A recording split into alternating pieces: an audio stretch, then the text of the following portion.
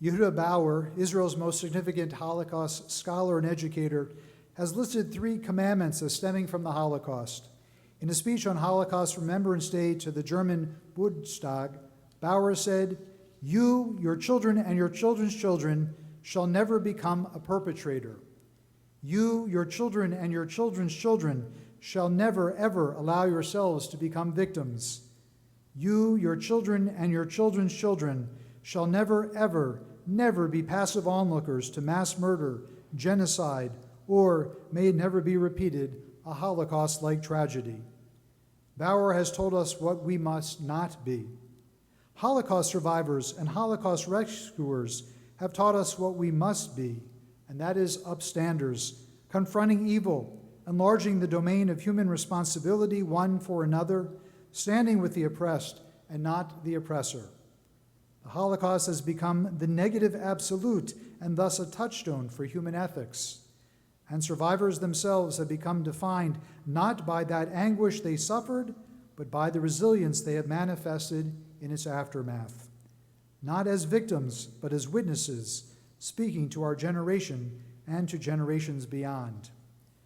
Today we have not a survivor, but a man who has spent a good portion of his life teaching about the Holocaust to speak to us. Doug Cervi is currently serving as the executive director of the New Jersey Holocaust Education Commission. He'll introduce himself with more in just a moment, but I wanted to mention that Gail Rosenthal, the executive director of the Sarah and Sam Schaffer Holocaust Resource Center at Stockton College, and our contact for so many of our speakers because, as it happens, she is a cousin of Judy Kaplan, our member. Gail has said that Doug is a true leader.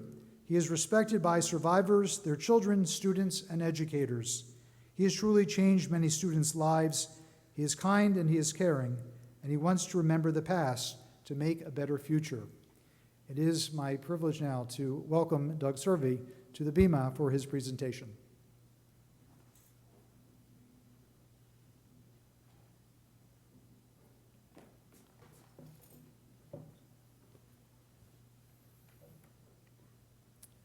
Thank you, Rabbi, for that nice introduction. For everybody that is here, this is a beautiful synagogue. I was raised Roman Catholic. How I got about studying the Holocaust really came by accident. I was very fortunate to go to Pennsylvania Military College, where I played football for 4 years. And at my senior year, second semester, I'm student teaching, and I had one methods class, and I think most of you are aware, or should be aware, I guess, is that they have a class where they basically teach you how to keep your students in control so they're not climbing the walls and throwing papers at each other and that type of thing. And so the professor, there was all the disciplines were there. There was physics teachers, history teachers, science, and so on. And so he showed a film, Night and Fog, which the French had made in 1956-57, about the liberation of the camps with English subtitles. So after the film was over, I said, "Professor," he goes, "any questions?" I go, "What is this film about?" He said, "Well, the film is about the Holocaust." I said, "Okay, what's the Holocaust?" So he says to me, or says to the class in general, "Don't you know about this? What is your major?" I says, "Well, I'm a social studies major, I'm a history major. I'm mostly studying European history. I hopefully will get a student teaching job after I graduate from college. The Vietnam War had just ended. I had been commissioned as second lieutenant in the military, had gone down to Fort Knox, or planned to go to Fort Knox, for training down there for 3 months, and then I was fortunate to get a job at a local high school where I had graduated." So he said, "I can't believe you're a history major and you've never heard of the Holocaust." I said, "Well, why don't you ask the rest of the class and see if they know what this is about?" So this gentleman says to me, "Okay, wise ass." I'm thinking, okay, this is a methods class. You're not supposed to make disparaging remarks to your students. So I'm thinking, he goes, "Fine." So he did ask the rest of the class, and one student raised his hand. So I lean over and I go, "Josh," I go, "how do you know this?" He goes, "Well, I'm Jewish." I go, "Congratulations, I'm Catholic. What does that have to do with this film?"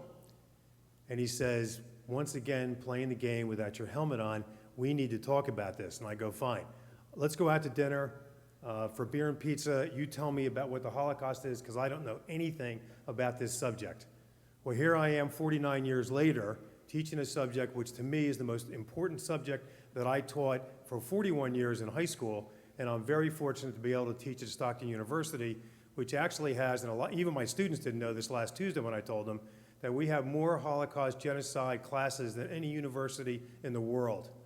And they were sort of stunned at that. We do about 1,000 students every semester. So, do the math on that and how many years that Stockton has been open.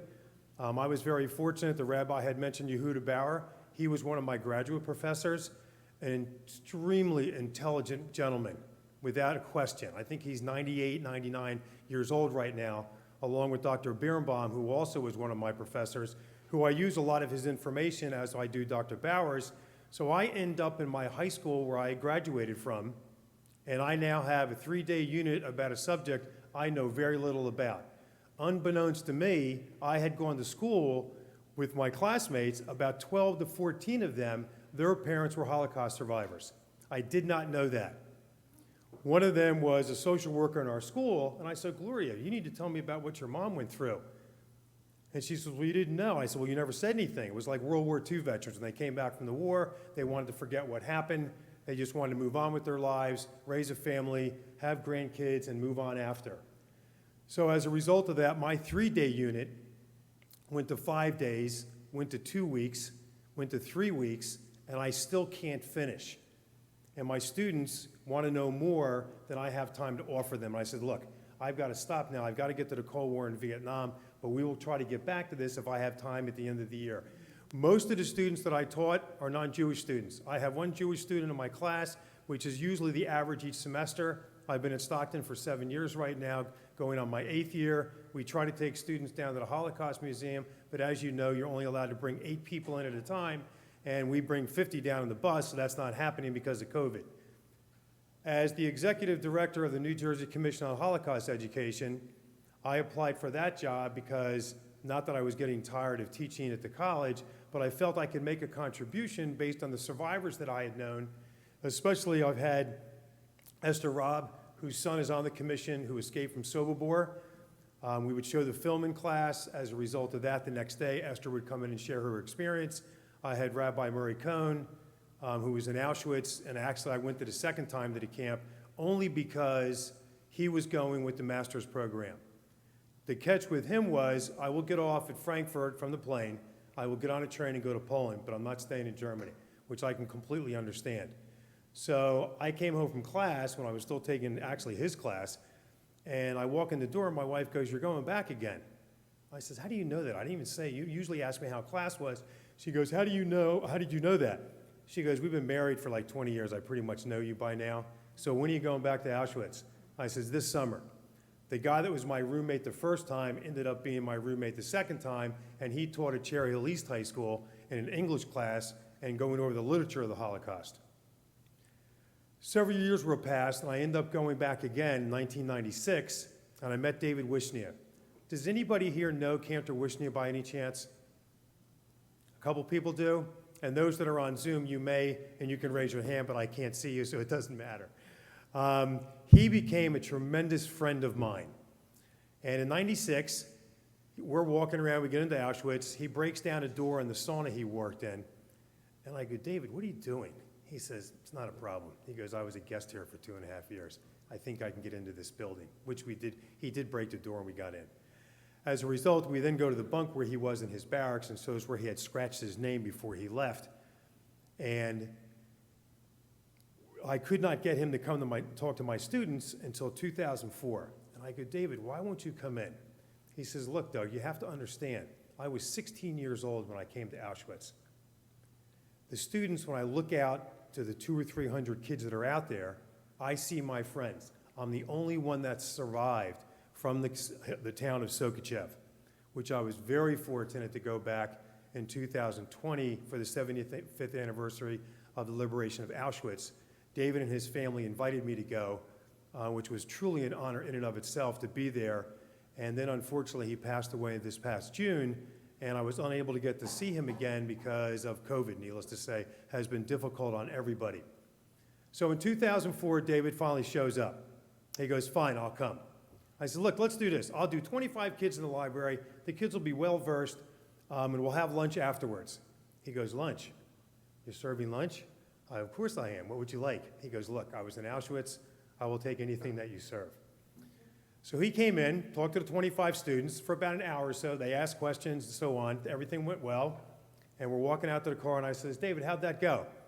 He says, that wasn't too bad. I'm trying to figure out who got more out of this, David or the students. So he said, do you want me to come back next year? I said, that would be fine. I'll call you a couple weeks beforehand, and then we'll set that up. So what happened, I would study, the students would study for about 2 or 3 weeks, the Holocaust. We would show, we used to use Schindler's List, but when I got David, since he was in Warsaw, in the Warsaw Ghetto, I used the pianist, and the kids could relate to that, as did he, being a musician, because his voice is what saved his life. So he comes back the following year in 2005. I said, David, I met him outside when he came. And I found out later on, as we go along, that he wanted a Wawa coffee and a chocolate-covered donut. So I made sure I had that. So I go, here's the coffee, here's the donut. And he goes, oh, you're pretty good. I said, well, thank you very much.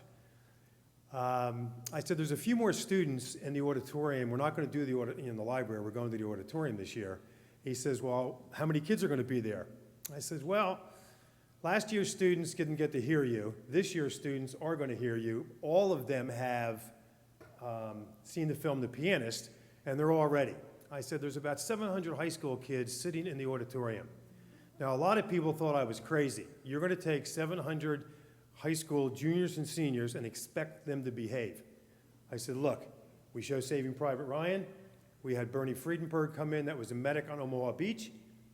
I said, the kids behaved. It's not going to be a problem. They've been properly prepped. As David's walking down to the front, the entire room stands up and gives this man a standing ovation, and he has not said a word yet. I was stunned. That made my teaching career for the rest of my life. He gets up, tells his story, and afterwards, which I didn't realize, everybody wants to now have a picture for him. So he's on Twitter, Instagram, Facebook. He's like a movie star at this point. All right, he enjoyed that. The students enjoyed what he had to say. You have to understand also, I teach in South Jersey near Atlantic City, and over the 41 years that I spoke, I had 6 students tell me that the Holocaust did not happen. Thank goodness that didn't happen my first or second or third year teaching. The last one was in 2002. Student stands up, literally stands up in class. Now, I went to a Catholic grade school. You had to stand up or the nun would beat you. All right, so what happened, he stands up and he goes, why do we have to learn this? I says, well, 1, it's state law. I go, 2, I think you need to know it from a personal level. And I said, we'll study this for 3 or 4 weeks. You'll see the pianist and you'll meet a survivor. And he said, he goes, I don't know about this. He goes, you know how the Jews are. They lie, they cheat. And so I go, look, we're going to cover this. At the end of the unit, you let me know who's giving you misinformation.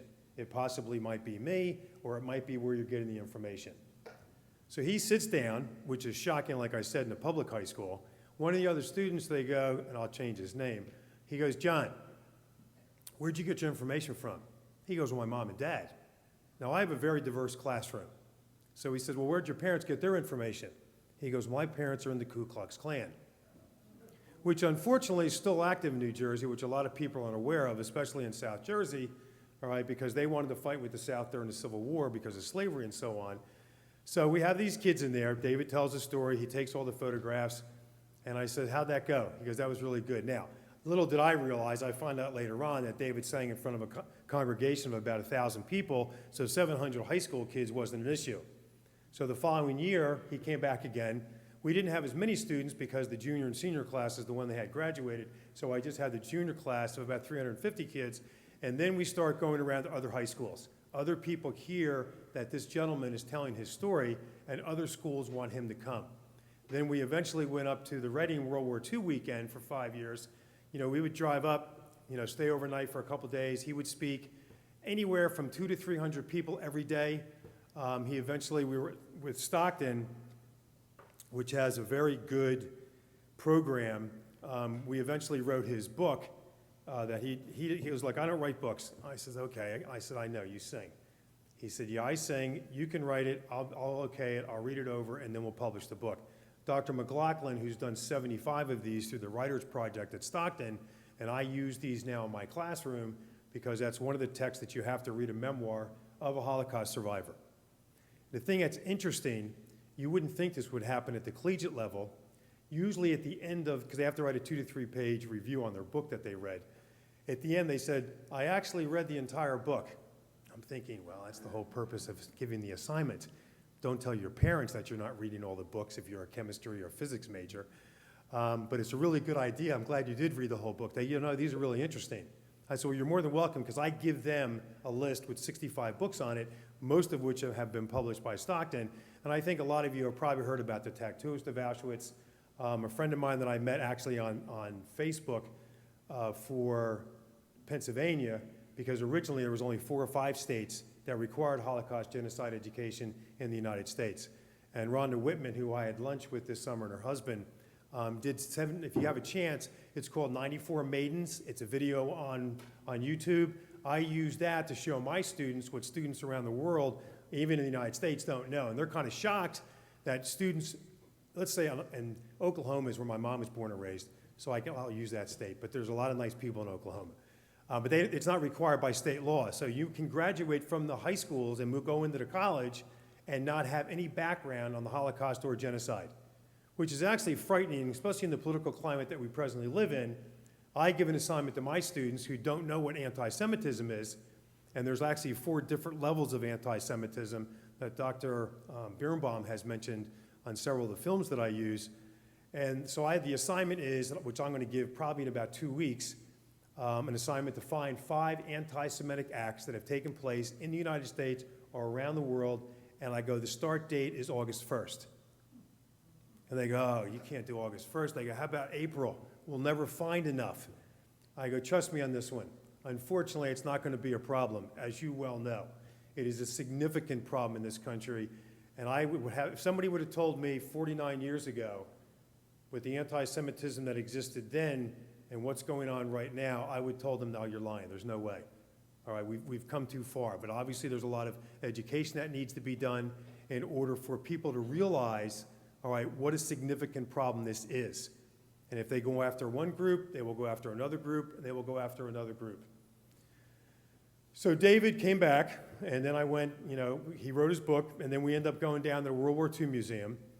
The one story that he loved to tell is that when he actually, I'll do this quickly for you guys, in case you happen to read the book, is that he saw his family murdered out in front of his house at Warsaw. He then tried to escape. He had a Christian girlfriend. She bought him a ticket to go back to Sokachev. The gentleman that worked with his father, who was a furniture maker, he then eventually tries to escape into Germany, and his plan was to get into Germany, to get into France, go to England, and he had 2 aunts that lived in Brooklyn and the Bronx in New York City. That was the plan.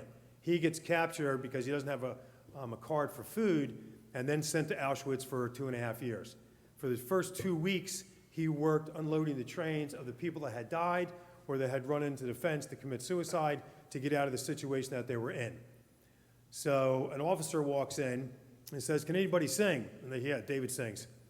Now, he speaks 6 languages, all right, a little bit of Italian, but we get by with, Yiddish, Polish, German, English, so on. So what occurs is that the guy says, sing this song in German, which he does. So now when the Nazis have their Nazi parties, all right, he will sing for them, and the officer said to him, look, you can eat anything you want, you can drink anything you want. If you walk out that door and you have 1 piece of food or drink on you, I will kill you. He says, okay, I'm fine, we're good. So he was unable to take anything out to share with his friends, but he had what he would call is a privileged prisoner.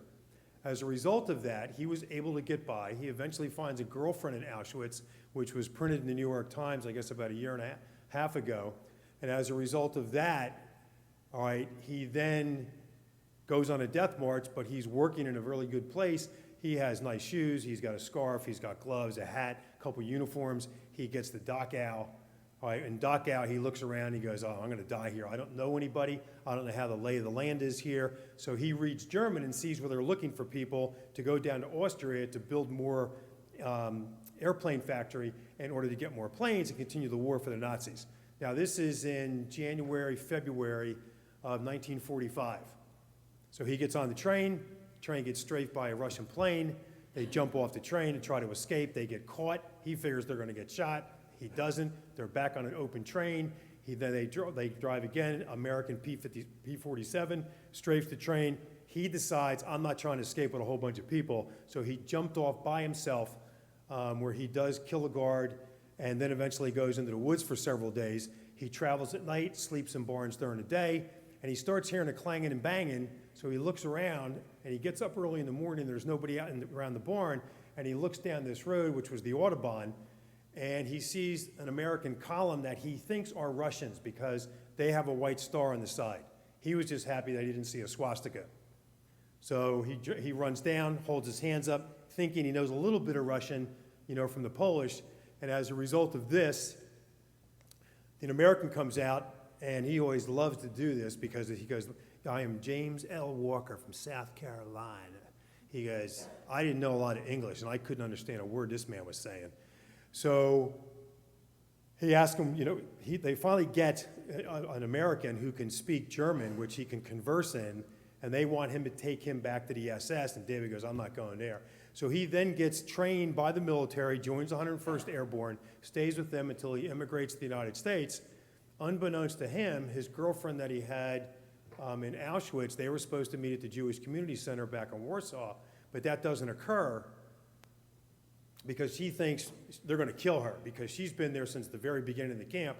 She was a graphic artist by trade, and the feeling is that there's no way this woman has seen too much. She worked in the office of the SS for those that have been to Auschwitz, and so that's not happening. So he comes to the United States, makes a new life, marries his wife, has 4 kids, one which is a rabbi who just recently retired, is around my age, so he's obviously pretty young like I am, even though I'm 70 at this point, but be that as it may.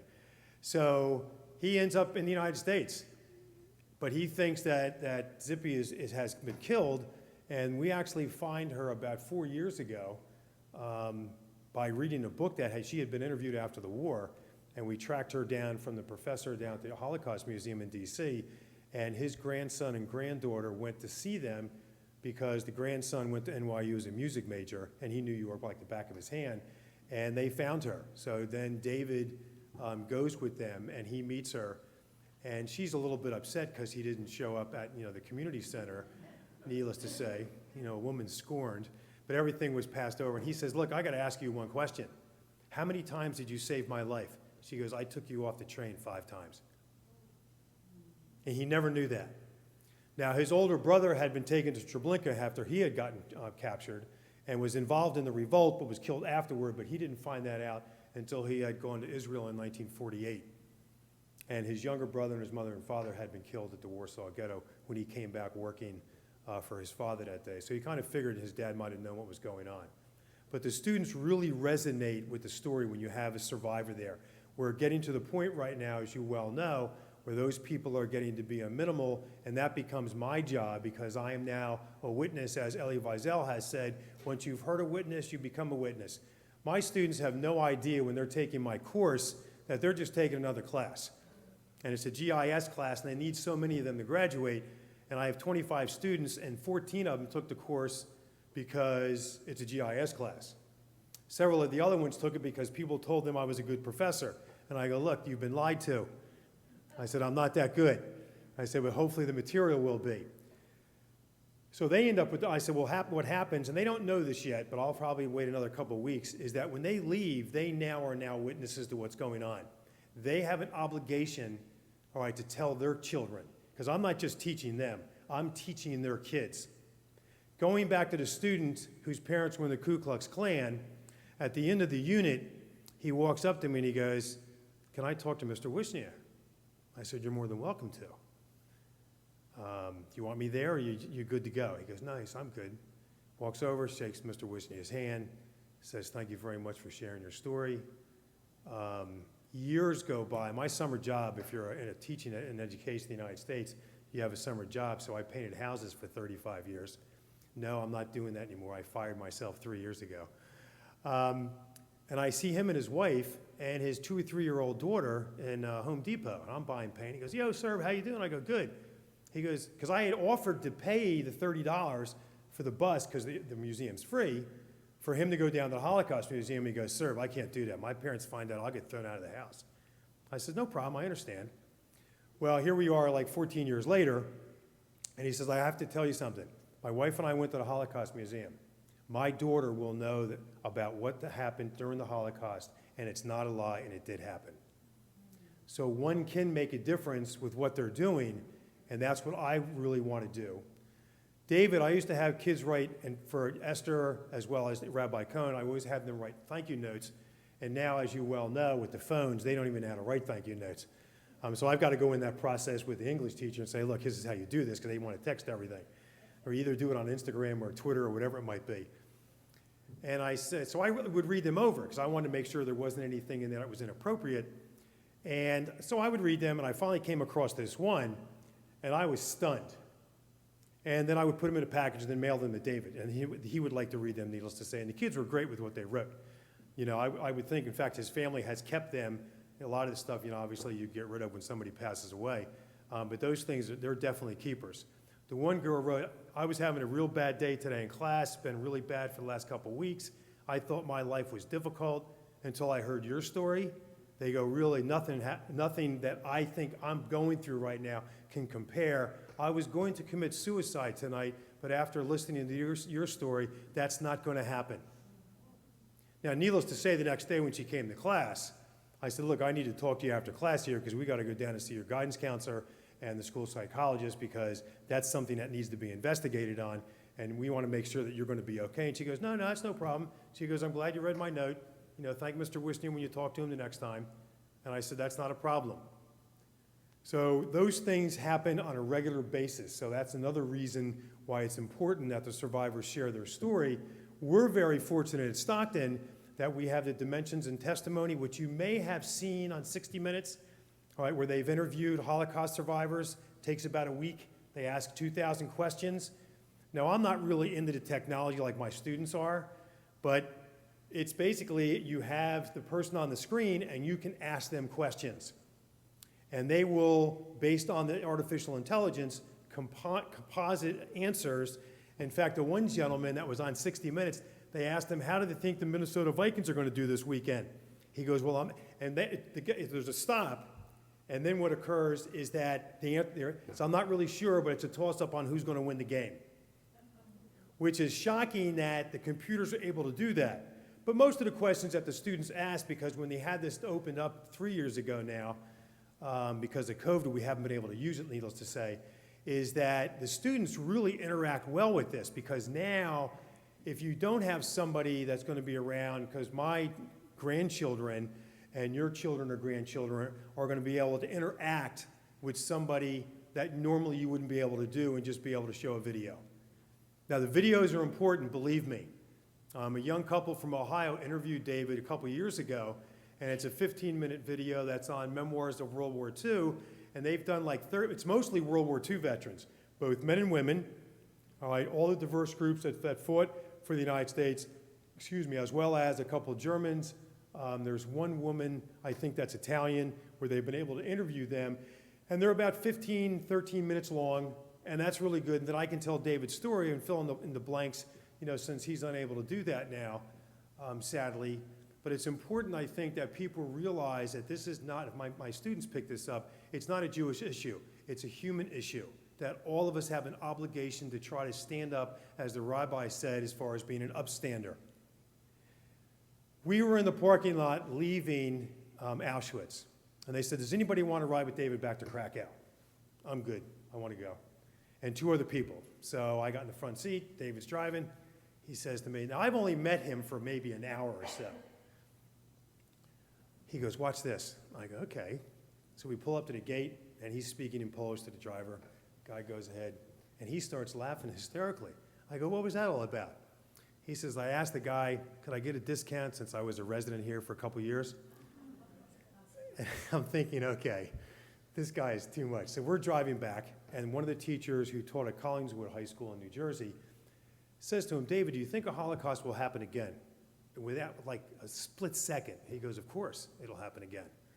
I'm thinking, that's not the kind of answer I'm looking for. He goes, but it doesn't have to happen again. In fact, we can stop it from occurring again. And the way that we can do that is we do 5 things. And he always mentioned, and almost every Holocaust survivor that I've spoken with or seen speak, is that hate kills. There's no doubt. There's nothing good that comes about that. And people kind of throw that word around, and it's unfortunate. He said, so you have to understand, hate does kill. But if we do these 5 things, all right, we can avoid another Holocaust or other genocides. So I could go. What are they? It says, 1, teach your children respect. Teach them honor. A sense of awe, which I've got to explain to the student what that means. You know, like an awesome sunrise, that type of thing, or a beautiful flower, whatever it might be. I said, 4th, a healthy fear. In other words, don't walk down a dark alley, you know, at 2 o'clock in the morning. He said, you have to be careful about that. But he said, last and the most important, make this a better world than it was before you came. And if all of us did that, no question, all right, maybe someday, and maybe our lifetime, or at least maybe the next lifetime, we will stop killing each other. And that's my hope. And that's why I teach this subject. And that's why the commission does what it does. We take about 30 teachers every summer with Maud Dami, who is a hidden child in the Netherlands. We haven't been able to go for 2 years because of COVID. Everybody with the company that we deal with, you have to have a vaccination. We don't know whether the Europeans are going to let us in this coming summer, or hopefully that's going to take place. Hopefully that gets under, you know, the situation in this country, you know, gets resolved in the near future, hopefully, and that we can take people there, because that is a life-changing experience. I've been to 2 death camps and 5 concentration camps, and you are not the same person that you were before. I was also very fortunate to have Franklin Littell. Dr. Littell was a Methodist minister. In July of '39, he went to Germany in an exchange program. He eventually becomes a Methodist minister and gets his doctorate in theology from Harvard, and saw Hitler speak. I was fortunate to have him as a graduate professor. He's almost like the father of Holocaust education in the United States.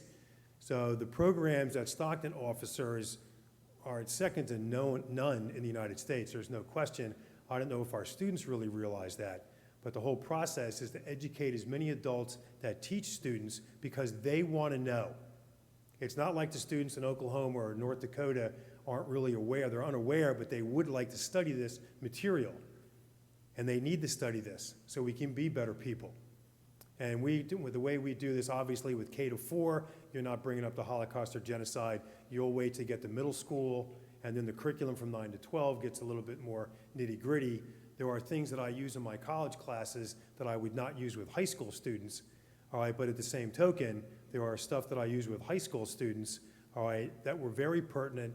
And literally, they would thank me after class as the other teachers, because we had about 350 juniors, all right, in order that, you know, I'm glad we did that. And kids end up taking college classes or going down with their friends.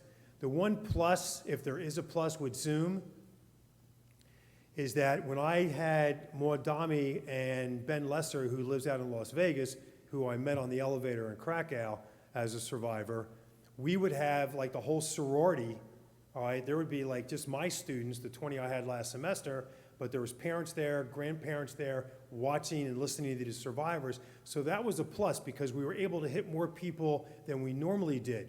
The drawback, now that I'm back in the classroom, and there is technology, which I just found out from Gail's assistant at Stockton, I can actually put a device on the middle of my computer where everybody can see on the inside. So I can invite anybody, all right, to my class.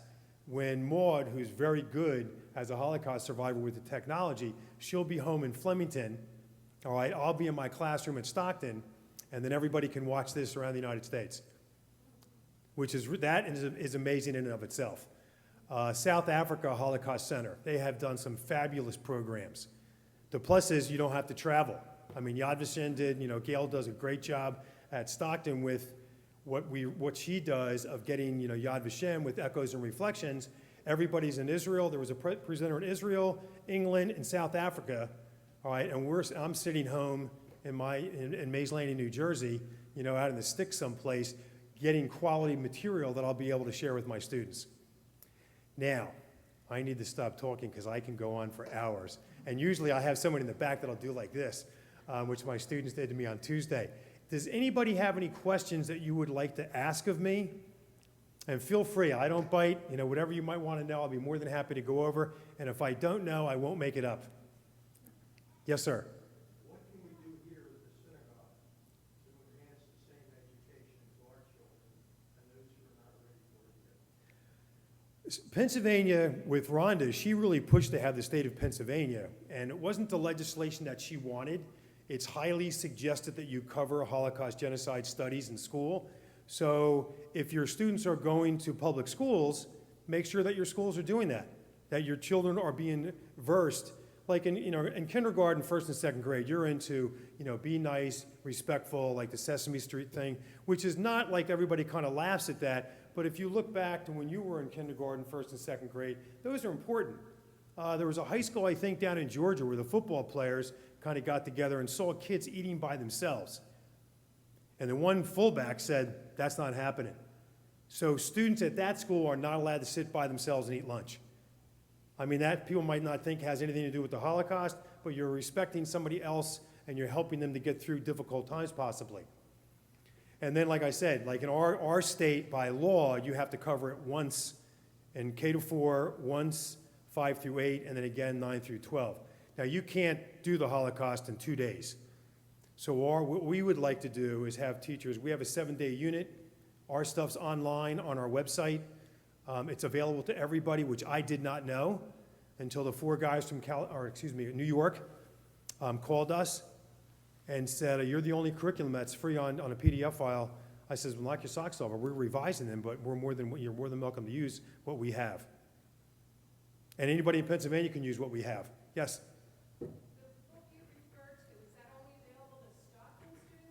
No, that's available to anybody. You can go to David's grandson, Avi, made a website for him because David says, look, all I do is sing. You do the website. Avi sings and does technology. So if you go to One Voice, Two Lives, that'll pop right up as the first thing, and you can order it then. And I don't make any money at all at this, and I don't want to. That was all. I said, David, he goes, well, how much of the cut of the book? I go, look, I'm not doing that for this. My pay is you speaking to my students. I'll drive you anywhere you need to go. From up at Reading, we end up going to a high school south of Harrisburg. I drove out there. I stayed over at the guy's house because he's a former band teacher. They had 1,000 kids. They had the whole auditorium, every teacher in the school, the custodians, the cafeteria workers, listen to David speak for an hour. That was awesome. What was even better was when I was seeing other students doing this, and they were saying, put your phone away. Don't be disrespectful. Kids know. Like a lot of times people say kids won't behave correctly. They know what they're doing. If you treat them with respect and so on, it's not an issue. I've never, ever had a problem bringing any guest speakers to talk to high school kids. We had Tuskegee Airmen, we had Fly Girls, we had guys that were on Omaha Beach, we had guys that did Point to Hawk, Saving Private Ryan, 7 or 8 different Holocaust survivors, 2 guys that liberated camps. And all of them have the major concern. One is that the next generation is not going to know what happened in World War II, and is not going to know what happened in the Holocaust. Yes? Tanner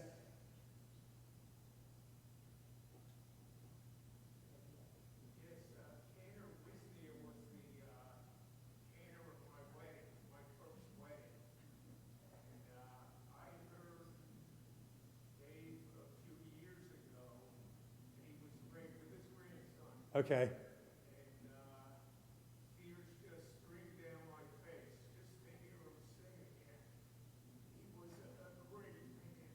There's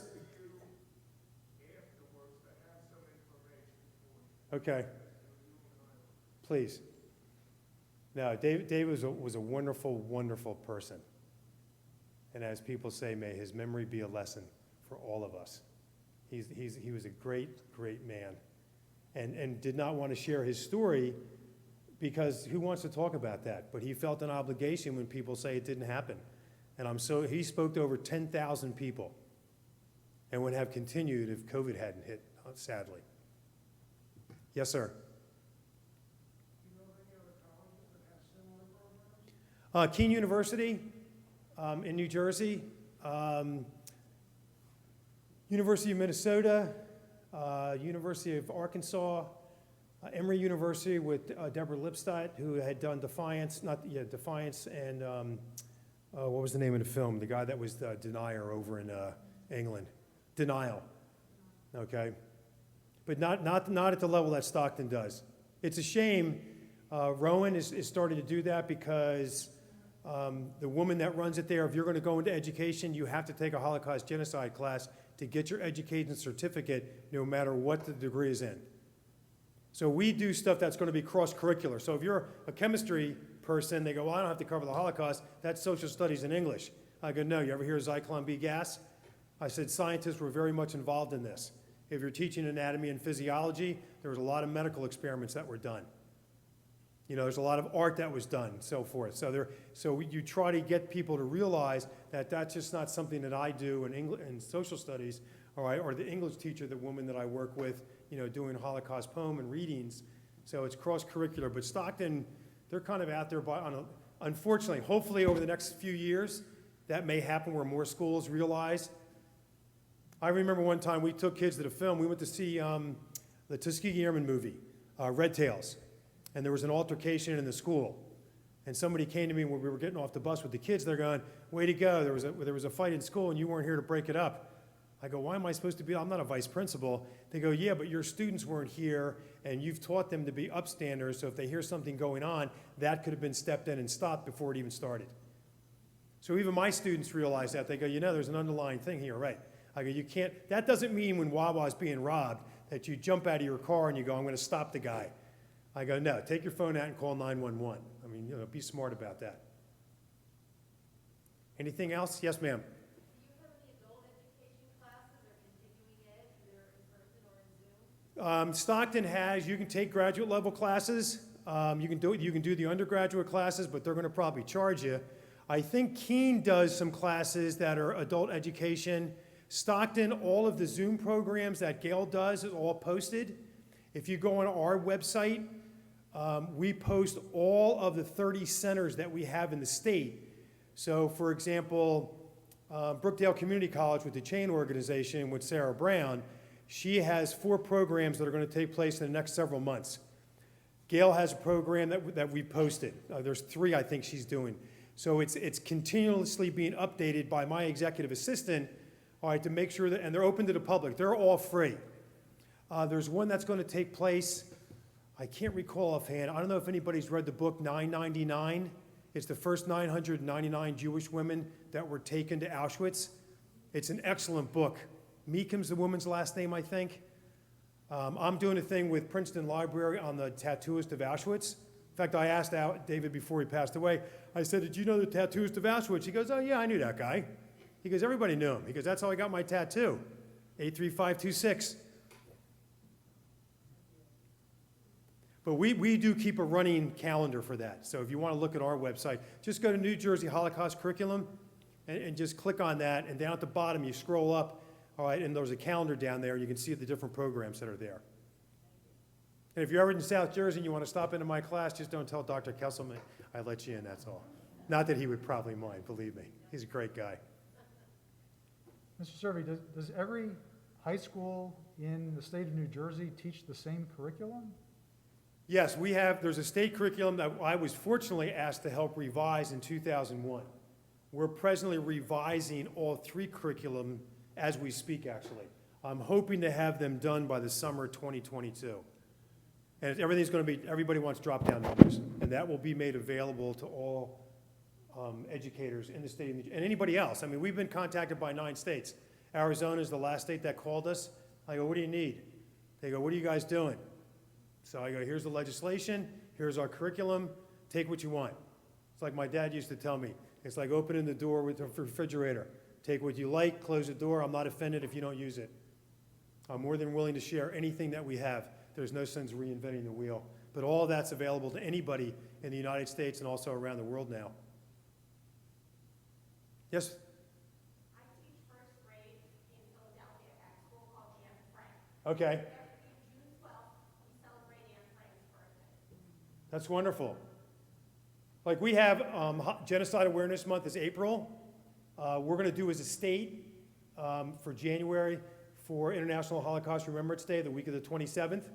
We're going to have a whole week of programs that's going to be open to the public. We do Kristallnacht up in Trenton. Yom HaShoah will also do programs. So it's an ongoing, my job is to make sure everybody's doing that in the state of New Jersey. And with 2,500 schools, it's a lot for two people. We just actually mailed out 2,500 packets. And the Teachers Convention in New Jersey will have a program and a booth set up for teachers to get materials. Rabbi, thank you very much for the opportunity to address your congregation. Thank you very much. I appreciate it. Thank you.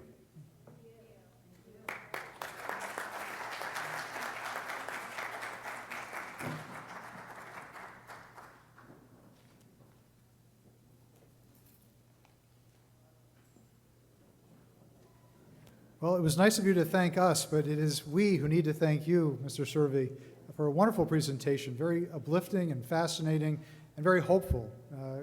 Does us a world of good to know that there are educators out there who have made it their business to make sure that people are learning about the Holocaust, and not just in the Jewish community, but outside the Jewish community, so that we can hope that something like that never happens again. We're going to continue with the Martyrology service. Cantor Sarah Lee is going to chant a beautiful piece that some of you will recognize, Oifen Pribicek. Those of you who know this song in Yiddish, you're invited to sing along. If you don't know the words and you know how to hum it, you're invited to join. Oifen Pribicek brennt a Feuer und in Stub ist heiß und der Rebbe lernt kleine Kinderlech dem Aleph Beis. Und der Rebbe lernt kleine Kinderlech dem Aleph Beis. Solche Kinderlech gedenkte Teiere, was ihr lernt da. Solche noch einmal und Tage noch einmal, kommet's Aleph O. Solche noch einmal und Tage noch einmal, kommet's Aleph O. Lernt Kinder mit groß Cheshek, azoi sag ich euch all. Wer's wird Geche von euch kennen Ivere, der bekommt davon. Wer's wird Geche von euch kennen Ivere, der bekommt davon. Solche Kinderlech gedenkte Teiere, was ihr lernt da. Solche noch einmal und Tage noch einmal, kommet's Aleph O. Solche noch einmal und Tage noch einmal, kommet's Aleph O. We'll ask you to rise now as the Ark is opened, and George Marcus, the chair of our Holocaust Education Committee, will be holding the Holocaust Torah as we recite the special Kaddish found on page 344.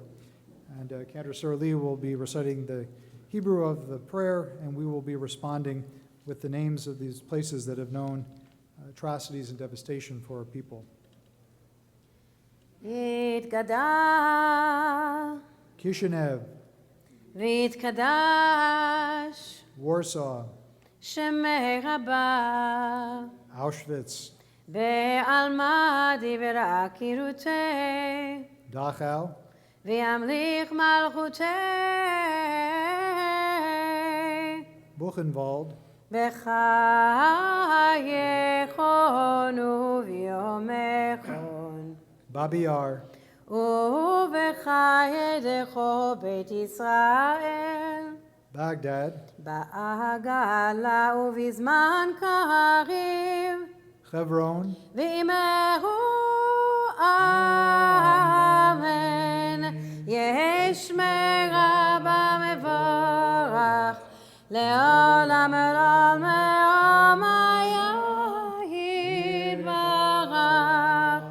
יתברך וישתבח, Kfar Etzion, ויתפאר ויתרומם ויתנשא, Mainz, ויתנשא ויתהדר, Trazen, ויתעלה ויתעלה ויתעלה,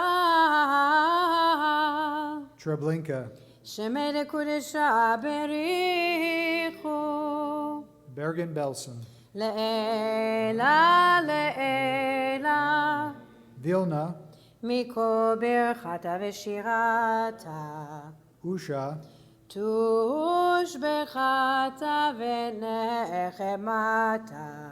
Masada, דאה מאיראן ועלמה, Jerusalem, ואמרו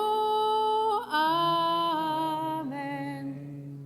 יש למרה מן שמיה, וחיים עלינו, והכל ישראל, והכל ישראל, ואמרו אמן.